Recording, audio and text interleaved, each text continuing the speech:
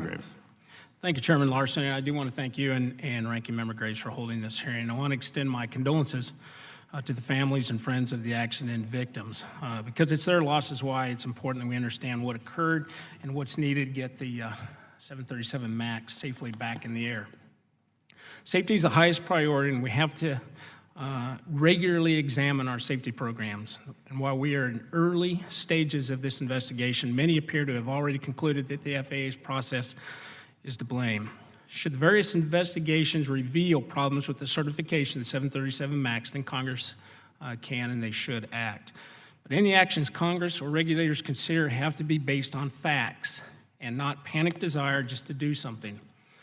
I reviewed the Lion Air and the Ethiopian preliminary accident reports, and I feel strongly about sharing my thoughts with this committee based on my experience and perspective as a pilot with an ATP rating. First, with Lion Air, there were flight control problems reported by the pilots flying the same aircraft on the 3 days prior to the accident flight. On the flight the day before the accident flight, the pilots experienced the identical issues, yet they flew more than an hour with the autopilot off and trimmed the plane manually. Unfortunately, it doesn't appear that they fully reported the problems, yet based upon those reports, the aircraft was serviced and it was cleared for flight. The preliminary accident report prepared by Ethiopian authorities concludes that the pilots followed proper procedures, but there are several facts that absolutely contradict that conclusion. First, the aircraft accelerated throughout the entire flight. The pilots never pulled the throttles back after setting them for full thrust at takeoff. The aircraft actually accelerated to between 450 to 500 knots, which is far beyond the maximum speed, certified speed, of the MAX 8 of 340 knots. That fundamental error appears to have had a domino effect on the events that followed after that.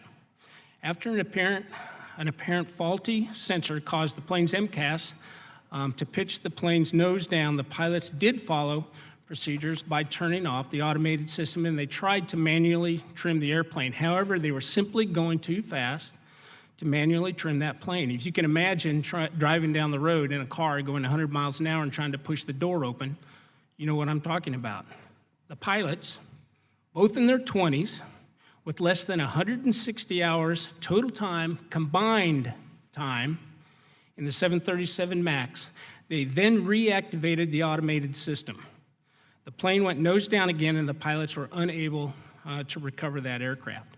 No operating procedure that I know of or have ever heard of directs a pilot to reactivate a faulty system. The Lion Air and Ethiopian pilots desperately tried to save their passengers.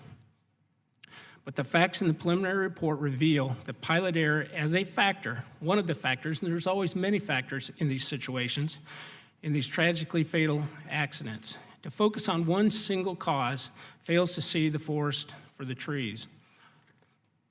So we're developing an MCAS software fix, but we can never eliminate every risk or anticipate all scenarios no matter how much technology is in the cockpit.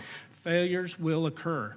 That's the reason why I have stated this time and time again that the most important safety feature you can have in any aircraft is a well-trained pilot that can fly the aircraft. Regardless of what the investigations conclude, airlines have to ensure that their pilots are sufficiently trained and experienced to handle the aircraft in which they're in.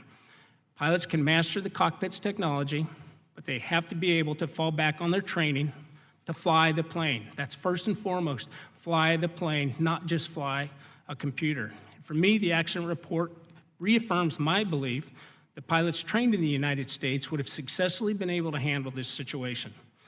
The reports compound my concerns about quality training standards in other countries, and that's why I've asked the DOT Inspector General to look at international pilot training. And in the end, these facts are irrefutable. The U.S. aviation system is the world's safest, thanks to our FAA leadership. And despite sensational reports claiming that the agency's international standing is in question, our FAA remains the gold standard for safety in the United States. In the last decade, in the United States, there have been nearly 7 billion passengers flown on 90 million flights with one fatality. And this includes 57,000 flights in the MAX 8, 737 MAX 8. While one loss of life is too many, that is a remarkable safety record that we can be proud of here in the U.S. And one reason our system is safe is the collaborative process between the FAA, pilots, manufacturers, airlines, mechanics, everybody up and down the line. This decades-old system or structure has worked so well that last Congress, we overwhelmingly voted to uphold and improve the agency's aircraft certification process. And I caution those who want to blame the FAA process that jumping to conclusions only serves to erode confidence in the U.S. aviation system when the safety record absolutely speaks for itself. We have preliminary information. We do not have the final reports, nor the benefit of the investigative work that is yet to be completed. But what we do know does not justify abandoning the FAA's proven system that has made air travel here in the United States the safest mode of transportation in history. And again, I want to thank you all for holding this hearing, and I'll yield back.